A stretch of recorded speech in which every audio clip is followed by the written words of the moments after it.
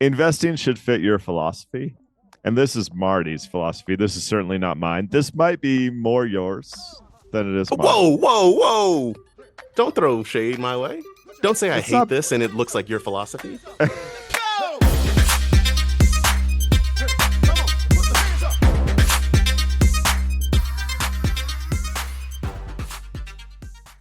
This podcast contains the arguably witty banter of two friends, Skippy and Doogles, that like to debate about investing. The content is intended to be entertaining and for informational purposes only, not investment advice. You should do your own research and consult a financial professional before using any of the information in this podcast, and especially before investing. That's right. That's right. No. Somebody this week, just this very week, they told me, apparently, you might know more about this. Are you familiar with Alexa? Yeah. Okay. But are you familiar intimately? No. Okay. No. So maybe you do or don't know this, but somebody was telling me that Alexa, the Amazon voice product, like little echoes and whatnot, that they will take on the inflection of your voice. Like you can set what kind of inflection it has. I don't know about this. Apparently, somebody in the house was whispering to it. So Alexa took on like a whispering inflection, and she didn't realize this had happened. And so she's sitting there, and then Alexa she hears like, and she just freaked out and ran out her home because she assumed that she was haunted. Anyway, that's neither here nor there. How you doing this week, man? I'm all right. I can't believe you started the show with that. That's so great. I'm good. I'm going to I'm keep glad. us on task. I almost fell off the rails there you there. go. I'm There going to you keep go. us on task. I hear we have some listener mail. We do. And people, listener mail, skippydoogles@gmail.com. Hit us up with your questions, your comments, your thoughts. We do have some listener mail. We going to hit that jingle? Mm-hmm. All right. They fight and fight and fight and fight and fight. Fight, fight, fight, fight, fight, fight. The Skippy and Doogles Show. All right. This listener mail is coming to us from Faye, who says, interest rates just dropped. Half a point, player. Half a point. Is it time to refinance? Why don't you kick this off, Skippy? Because you have strong, pointed thoughts. Well, I'm going to get there in a roundabout way. You told me you read that. Hold on. I just said strong, pointed, and then you said roundabout. Yeah. Okay. You told me you read that I Will Teach You to Be Rich book or whatever. Of course. Ramith Sethi. Is that Of course. how I'm saying Of that course. right? I don't know. Oh, I tried to read that book, Doogles. Not happening for me. Really? It was so slow, and there was like commentary about how to lose weight in there, and I was just like, I can't do it. This is not working for me. You don't have a good enough attention span. It was rough. I don't dislike the guy. I actually know some of his core principles from like podcasts and other things. Things decent, but my goodness, I did not like the delivery of that book. It was if it's an audiobook, it's like a 10-hour long thing. I think he has 45 minutes worth of content based on what I know. I made it halfway through before I had to throw the thing out the window, dude. No good. Your phone, you threw your whole phone out, had to buy a new phone. I bought it on CD, obviously, so I just tossed it out. Yeah. So this question's about refinancing. That's what Please connect those two things for me. It's so funny because I just did it, but my point was going to be like, let's actually not talk about losing weight in order to talk about refinancing. Let's actually talk about. I'm game for that. Yeah, sure. And then sure. I don't think we're going down that path, but that's fine. Okay. Yeah, I want more info. Is basically my initial thought. God. Right. What just is answer your the current question. interest rate? Just answer the question. Interest rate. When did you buy your home? Is your home fairly valued today? What is your loan to value? All these things. And the reason I want more information is because life is not a spreadsheet at all. I know you're going to fight with me on that. It's not. Live your life in a way that works for you. Don't let money run or ruin your life. But this question is actually pretty much one that you can put on a spreadsheet with your current information about rates and where rates are today, how much lower that is. In most cases, people move more frequently than people realize they move. Often your first home is like a 2 to 3 year investment. Your second home is 7 years or less. And it's very rare. I mean, people have to be settled with kids almost for them to live in a place for 20 plus years. And if you do the math on that frequent turnover of homes, so if there's any doubt if this is your forever home, it's very likely that even if you can save a few dollars a month, because rates haven't gone down that drastically, right? Rates have not gone from 10% to 3%. That's a no-brainer refinance decision. In this case, rates are only down maybe 2% from their absolute peak in near term times. Okay, so if I translate your gobbledygook, if I Yeah, translate please. this, what you're saying is that because generally you're not going to be in your home for the length of a mortgage and refinancing has its costs, then unless rates have gone down drastically, it's usually probably not going to be worth it unless you think you're going to be in your home for decades. Is that what you're saying? Thank you. The way the math is going to work on this, very likely, is you're going to have a 5 to 15 year payback period because rates haven't gone that drastically.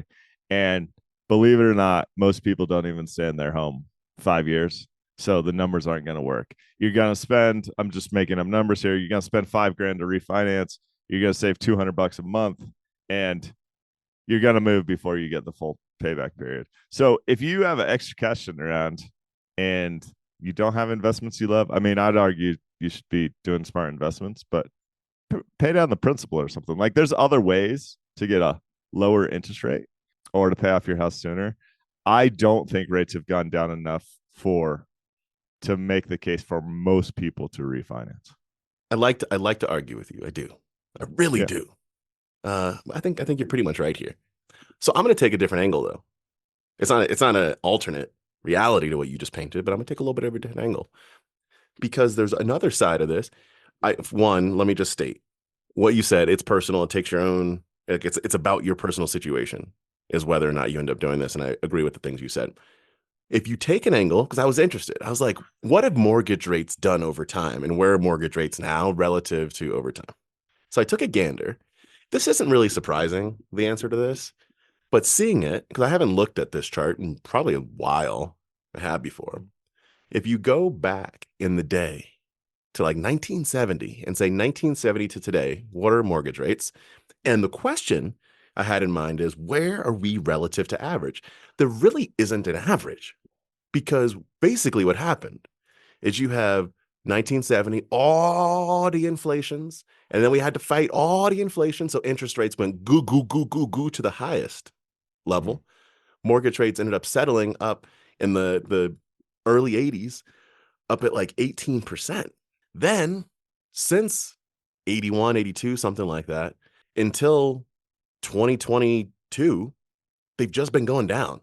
Yeah. Effectively. Now there's like ups and downs a little bit, when you look at long charts like this, long graphs, but effectively they've just been going down. And then in 2022, they went up to like 7.5%, 8% at the peak. Now they're down close to 6. So it's interesting because if you just take, I think all your personal situation stuff is right. But if you say, are mortgage rates lower than they typically are on average, so it wouldn't be a bad time to refinance? Like there is no real average. I mean, I'd argue the average is around 7%. If you go back, I'm on the St. Louis Fed right now, and I'm going back to basically 1970. And late 90s, you are consistently above that 7.5% figure. Post late 90s, just call it 2000 for simplicity's sake, you are consistently below that 7.5%. So it's roughly your average, and you're lower than average right now. Yes. Okay. Quantitatively, you can always calculate an average. My point is, it's not as if there's some line of 7.5%. And if you're under it, you're like, oh, well, I'm below average, and it's probably going to go back to 7.5%. They've just fluctuated, largely going down over time. And so right now, you could say, yeah, if you go back for the last 15 years, we're high because interest rates have been garbage for the last 15 years. So it's at high right now. However, because it was so high in the sky like a pie on rye historically, that, yeah, of course, we're below like the all-time average because we were coming down from 17, 18%. So I think that's kind of my point, is it's hard to say it's at a rate right now where it's probably going to go up or anything, right? Like that's difficult. So that's all I'm saying. I mean, Your point. I'm not predicting the future. That's garbage. Oh, And but your lack of math skills here is disturbing to me. Like, you can't calculate an average. You can no, you calculate can. an average, No, you. and you just have to pick your time period. Your point is, are you looking at the near term or the longer term? Okay.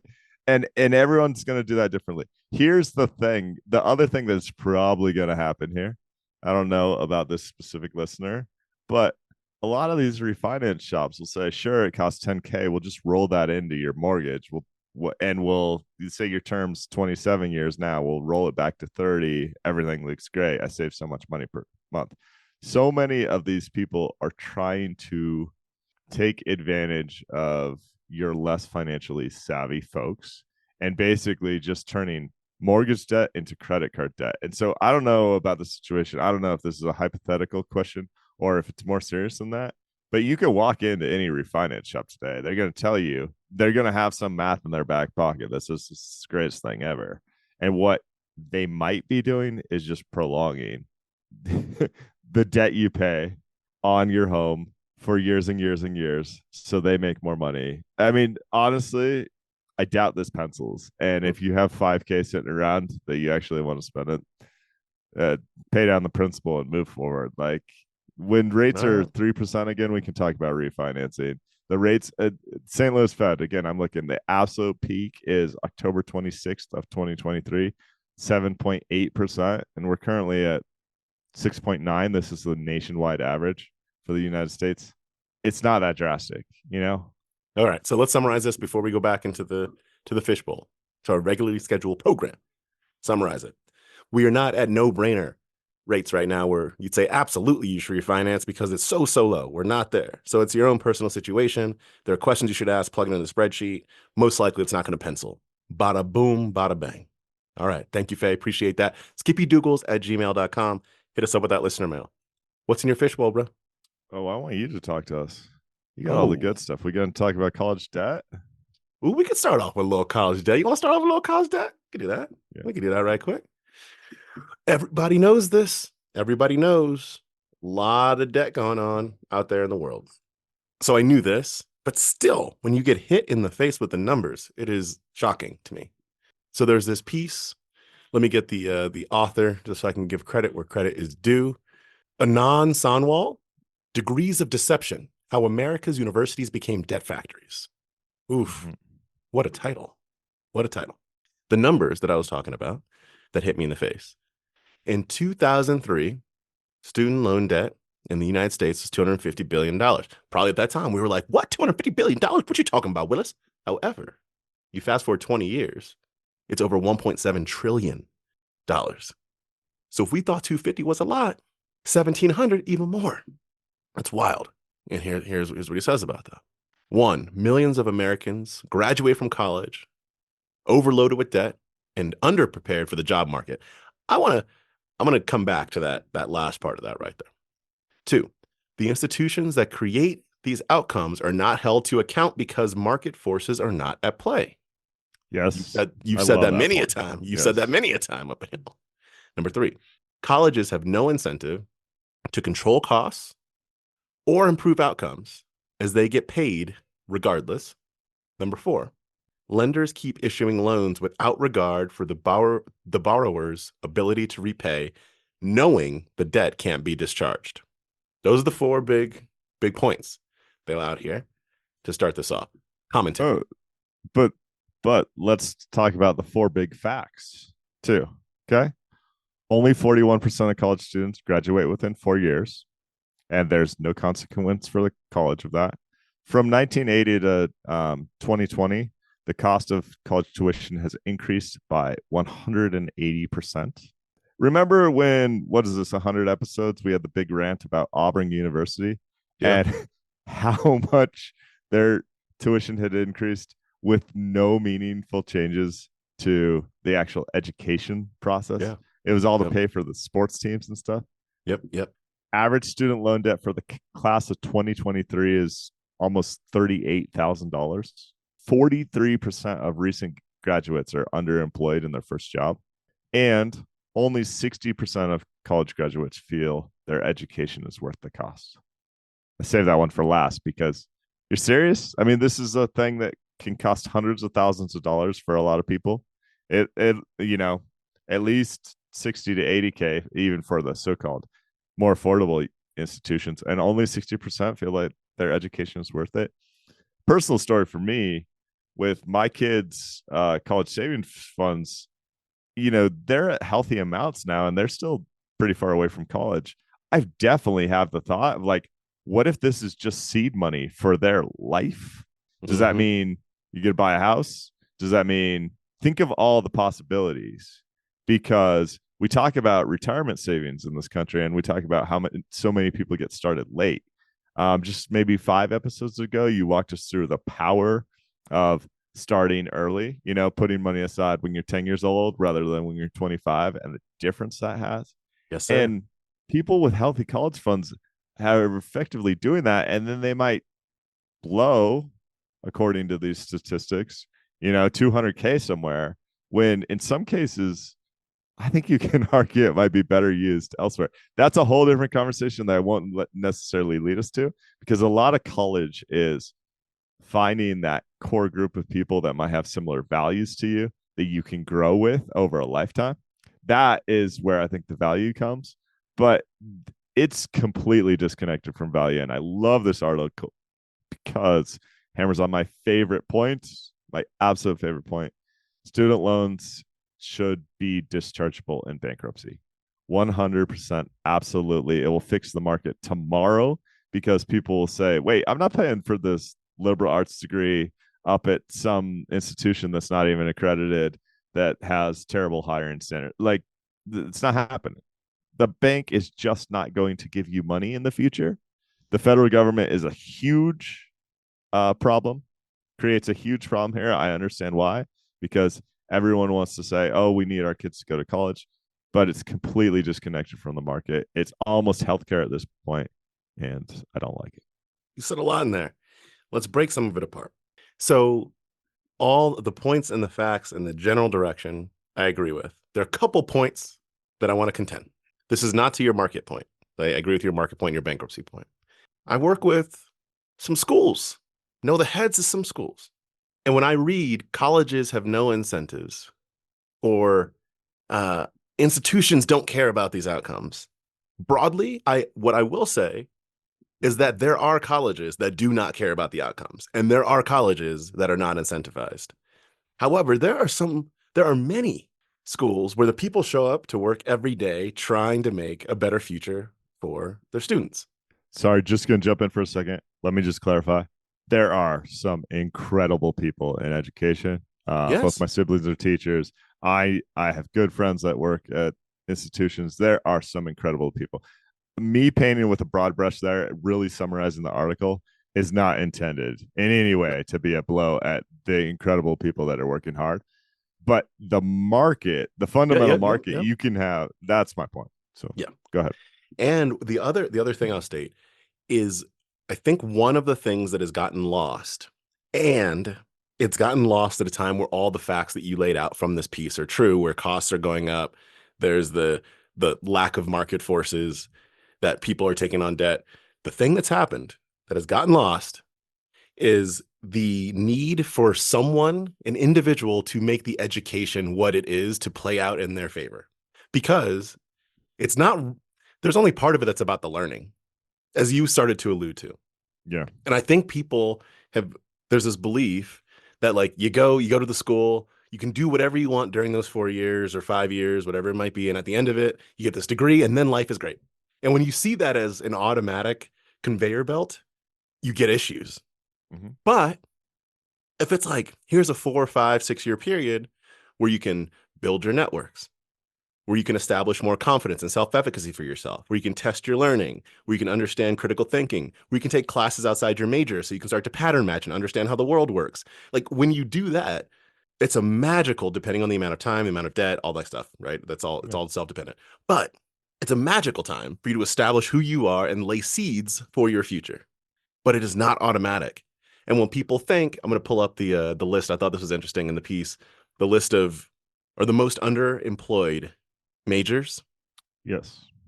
When you think, I'm fitting to go and get my criminal justice degree, and 5 years later, life's going to be great, and I'm going to be Judge Judy, No, no Judge Judy for you. The number one, I'm going to go through top or bottom, I guess, 5 here. This is ranked underemployment rate by college graduates by major. Criminal justice, 71.5% underemployed. Performing arts, 65.9% underemployed. Art history, 62.3% underemployed. Leisure and hospitality, 57.6% underemployed. And liberal arts, I'm not sure that's a major, but 56.7% underemployed. But to me, I look at this and I go, yeah, that makes sense. If you say this degree on its own is what's going to set me up and it's not about what I did during the time getting this, I get it. What are you going to do with your art history degree? No one's trying to historically art anything, if that's a verb. I don't even know if that's a verb. Like, there's so few people that can go into something like that. So it makes sense to me. But I've known art history majors that actually have wonderful careers, but they're not trying to get into the art. It was a time for them to expand their thinking, to build their networks, et cetera, et cetera. All right, proceed. You're leading into a much more theoretical conversation, which I don't know. I don't know if we can do it on the show. Okay. But that is the person to use your hateful words about art history here, Doogles. You owe these people an apology. The person that goes to university and studies art history, I think a lot of those folks are in it for a much larger experience. I don't know that many expect to then work for 40 years in the realm of art history. Like, I don't think they expect that to become their career. If they do, everything you said would be very fair, because that's a tough road. And if you have a massive amount of student debt, the path there is it's very difficult.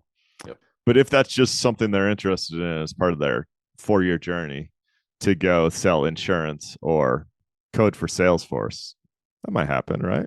My broader point, then we can move on. Because I agree. My broader point, then we can move on, is I hate the rhetoric that exists right now and seems to be growing in the country around how the degree is not valuable. There are so many populations in the country that if you just take it as face value, degree is not valuable because of all these points, your future will be compromised. I'm going to say that like flat out. But getting a degree, or not, in some cases, going into debt and not getting a degree, your future's super compromised. So like, don't do that. Calculate it, understand what you're doing, expand your horizons, while you're getting it, but get the thing. That's my point. No, okay, completely agree. We actually have to talk about this a little more. We'll not argue that point at all. I don't know how common this is, but there is a case now where some people, because of the fear mongering of hearing how expensive college is, they'll have 18-year-old kids with a college savings account worth, I'm just, again, using round numbers, $250,000, right? They have $250K sitting in the college savings account to go pay for college. What I'm saying is that's an entirely different calculation. That's right. I'll bet you 99% of those kids still go to college because the financial side is probably not a huge worry for them, but it's different. And the fact that there's even this conversation is so disheartening to me, because this shouldn't be a hard choice, right? It should be something that is expensive, but if any student shows up, any 18-year-old shows up at any college campus in the country and picks up their part-time job and works hard, they find a way to make 1 + 1 = 3, with hard work and tenacity. And that's where I get sad, because I don't feel like that's attainable for everyone based on some of these, some of the tuition rates. That's true. I could talk about this for so long. So we gotta move on. What you got in the bowl of fish? Just a fun story. I sent this your way. Did you see this recap of Boris Yeltsin? I did. I didn't go deep into it, but I did see it.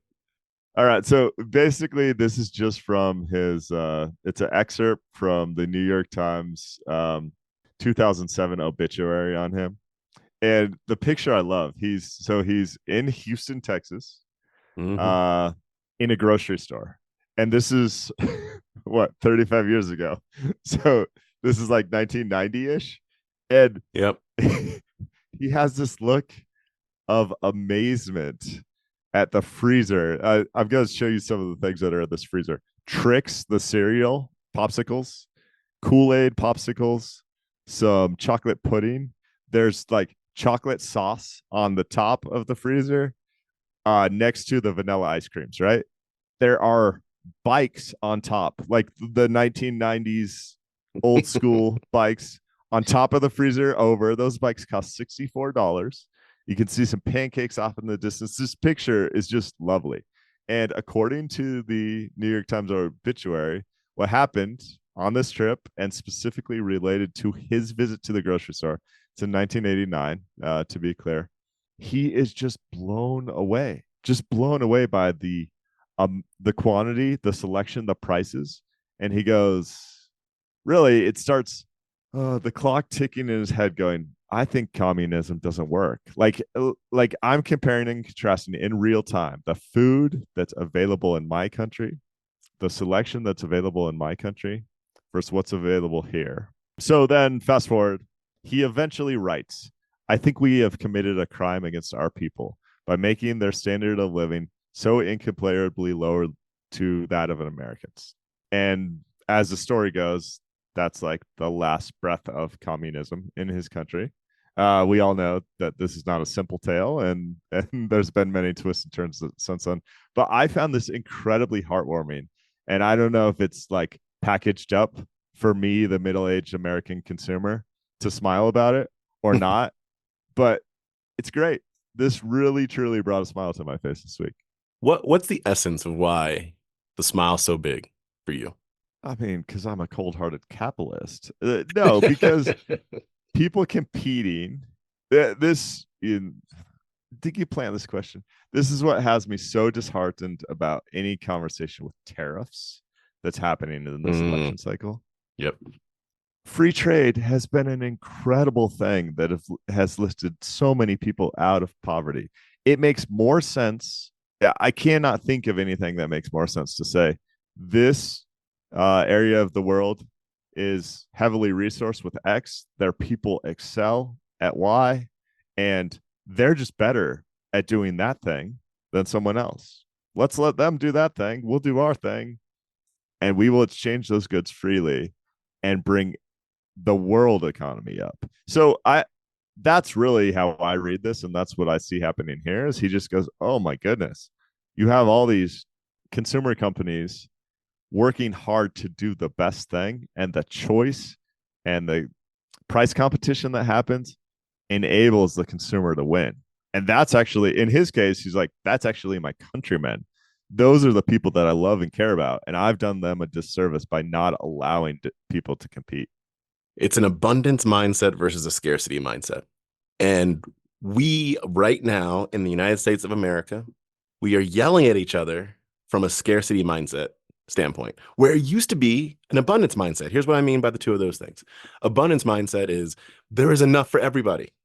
How do we make the pie bigger? How do we all work together to make the pie bigger? Everyone gets their slices. Those slices don't have to be equal exactly, but everyone gets some slices. You get to get a little cherry on top. Scarcity mindset is the pie is the size that it is. How do I get mine? How do I get mine? And that's where things like tariffs come into play. Because it's me against you. There's only 2 units, and I want to get 1.5 of those units. Yeah. That's so different than saying, how do we make this 5 units, 6 units, 7 units together?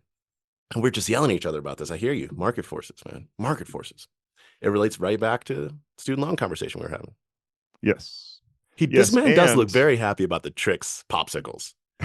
Dude, he's excited. He's literally blown away.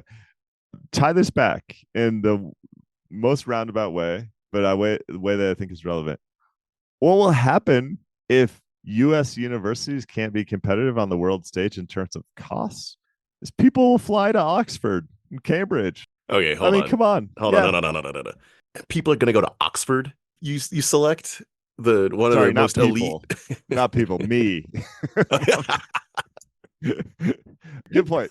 That's fair. But the student loan stuff fires me up, man. Fires me up. Get us back on track. Go to your fish bowl. I hear you. All right. I'm going to reach into the fish bowl. and talk about Marty Zweig, who is not the father of our good friend Jason, by the way, but same last name. I assume they have to be related somehow. And they're both in investing. I don't know how they are, if they are, but You're making stuff up now. yeah, I am. All right. Marty, I just turned into ChatGPT and started hallucinating right there. Anyway, Marty Zweig, he's a famous trader from back in the day, a famous investment advisor. Maybe I should say that. I don't know how famous he was in trading, but back in 1990, at the Market Technicians Association monthly meeting, which, I mean, if you want to go to a riveting place, look no further than the Market Technicians Association monthly meeting from April 11th, 1990. Marty Zweig laid out these 17 investing rules, which on its own, I want to go through these rules and I want to, chitty chat about a couple of them. But when you lay out 17 rules, you've already lost people. This is when you lay out 17 rules, you're saying you got to come to me to pay me to do the thing because no one's going to follow 17 rules. This is like when someone was explaining Settlers of Catan to me. And I said, just stop. I'm going to get all the sheep. I got all the sheep, by the way. Anyway, all right. So here are the 17 rules. And I'm going to talk through all 17, but I'm going to try and do it quickly so we only stop on the ones we want to talk about. Number 1, the trend is your friend. Don't fight the tape. Number 2, let profits run, take losses quickly. Number 3, if you buy for a reason and that reason, if discounted or is no longer valid, then sell. Number 4, if the values don't make sense, then don't participate. 2 + 2 = 4. Number 5, the cheap get cheaper, the dear get dearer. Number 6, don't fight the Fed. And a parenthetical, less valid than number 1, which was the trend is your friend. Number 7, every indicator eventually bites the dust. I love that one. Number 8, adapt to change. Number 9, don't let your opinion of what should happen bias your trading strategy. Number 10, don't blame your mistakes or on the market. Number 11, don't play all the time. Number 12, the market is not efficient, but it's still tough to beat. Number 13, you'll never know all the answers. Number 14, if you can't sleep at night, reduce your positions or get out. Number 15, don't put too much faith in the experts. Number 16, don't focus too much on short-term information flows. And number 17, beware, quote unquote, new era thinking, i.e., it's different this time because. Which of these stick out to you? I don't like a lot of these. Yeah. Surprise, surprise. Well, when you have 17 of them, come on now, are you Jim Cramer? I like don't focus too much on short-term information flows. And I like the market is not efficient, but it's still tough to beat. Here's why I don't like this. Oh, go. Investing should fit your philosophy. And this is Marty's philosophy. This is certainly not mine. This might be more yours than it is mine. Whoa. Don't throw shade my way. Don't say I hate this and it looks like your philosophy. Good one. When I see the average investor, the average listener, they hear all these names and then they go, well, Buffett says this, but Marty says this, and Doogles says this, and there ends up being conflicting guidance in there. And so, like, this one for me, Marty and I, we just aren't investing Spirit Brothers. That's fine. There's wisdom in here, but I think there's actually more value for your average investor and being like, just look at something clearly. And if it doesn't jive with your like foundation, disregard and move on. And that's what I would do to this list effectively. Couple things I'll throw out here. Let profits run, take losses quickly, and don't focus too much on short-term information flows. Don't really go together. Yes, because you take losses quickly because of short-term information. Yeah, I don't like. So I don't quite understand that. One thing I'm gonna drop sometime in the next 3 to 4 weeks is the cheap get cheaper, the dear get dearer. I'm just gonna drop that somewhere because it sounds like one of those things that you go, I don't know what that means, but I feel like I should know what that means, and so I'm just gonna nod my head. Dougal says it. I'm just gonna nod. I'm just gonna drop it. Someone's gonna come to me with an issue at work, and I'm gonna go, look, put my hand on their shoulder. The cheap get cheaper, the deer get deer, and walk away. Oh, yeah. I don't even really like that one because I don't know what it means. I used dearer, I think. So initially I thought like the animal deer, but I think it means to be deer. And so dearer is like better. I don't like it. Yeah, I do like every indicator eventually bites the dust. Until it doesn't. The value investing's been dead for 20 years until I freaking crush in 2 years and make 70% returns. Okay. Oh, wait. I mean, that's, yeah, come on. I did let's not go. realize that I was triggering you. I'm sorry. I apologize. So triggered. I apologize for that. What else you got in the fishbowl? Oh, I'm going to make it about me, Doogles. I'm actually not going to make it about me. I'm going to make it about Elliot Hill. Do you know who Elliot Hill is? Oh, of course. Lauren's dad. Lauren Hill's dad. What garbage is this? Elliot Hill is the incoming president and chief executive officer of Nike. Yes. Elliot Hill started and at former. Nike. Yeah, but I'm going to talk about what he did in 1988. Yeah, do when it. He was Go for it. Intern of apparel sales for 2 years. Go for it. How cool! Like, how cool is this? Just how well. One, it's really cool because my stock holdings, which is one of my largest holdings, went up 10% overnight just on the news that. Wait, Nike's one of your largest holdings? Nike is one of my largest holdings. Wow, yeah. Look at you. Okay. Yep. You know what else happened this week to another one of my largest holdings? Alibaba released some really cool AI stuff. Is up. I mean, all my largest Shoe Carnival's killing it over here. It was a good week. It's a good week. We're eating steaks in my house.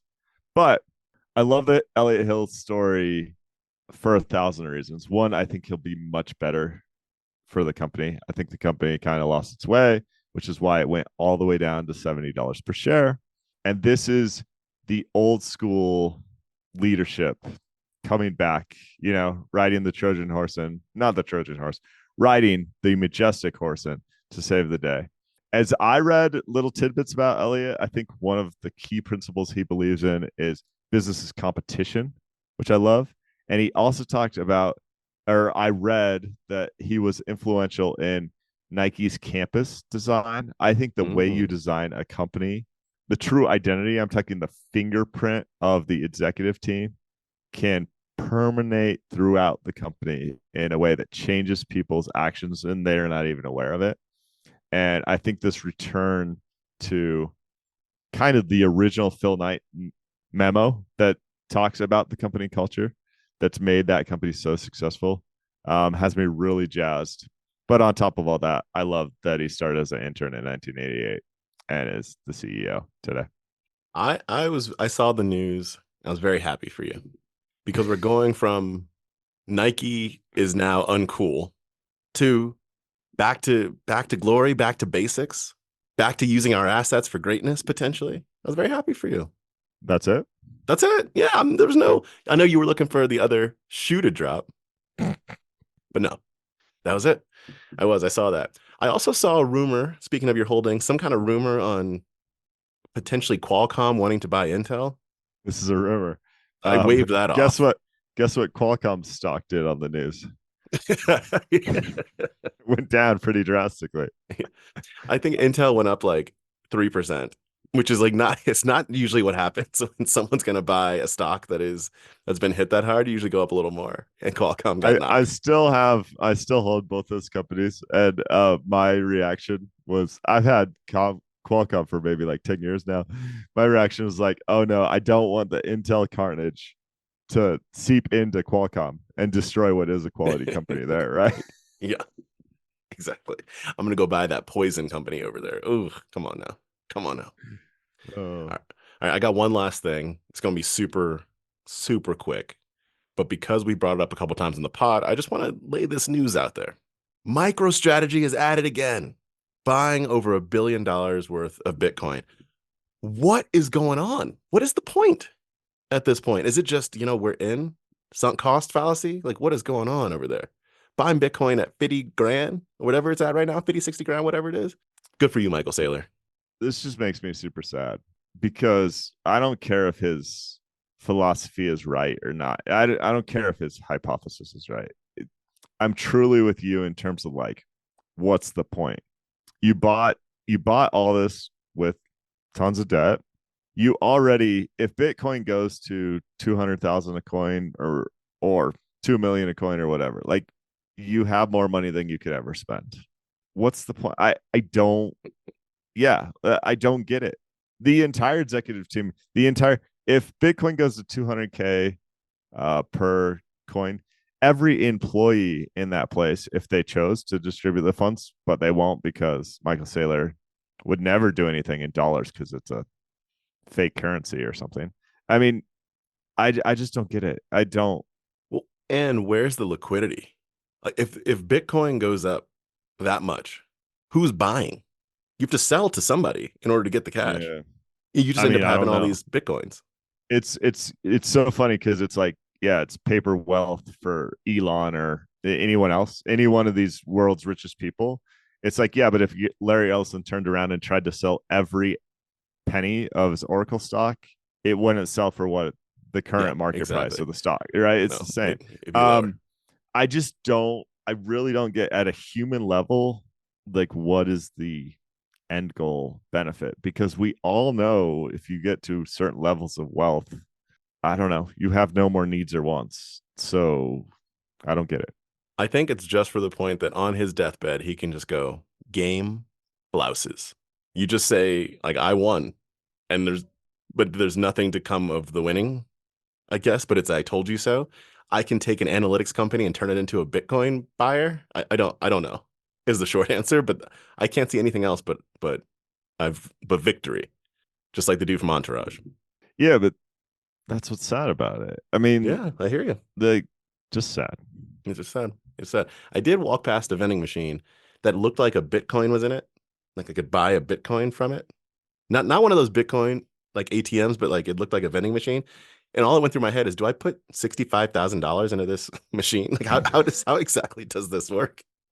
Like I'll take a Snickers and a Bitcoin? I don't know. Is that it? Oh, that's it. Appreciate y'all. Remember, skippydoogles@gmail.com. That's how we get the listener mail. skippydoogles.substack.com is what we send our newsletter out to. You get all kinds of what we talk about, get a recap of that. And other goodness comes in there sometimes. So check that out. Appreciate you. And see that picture of Boris Yeltsin that I love so much. Ah, yes. Boris will be on there. Glorious Thanks, about the guys. Trix. Thank you.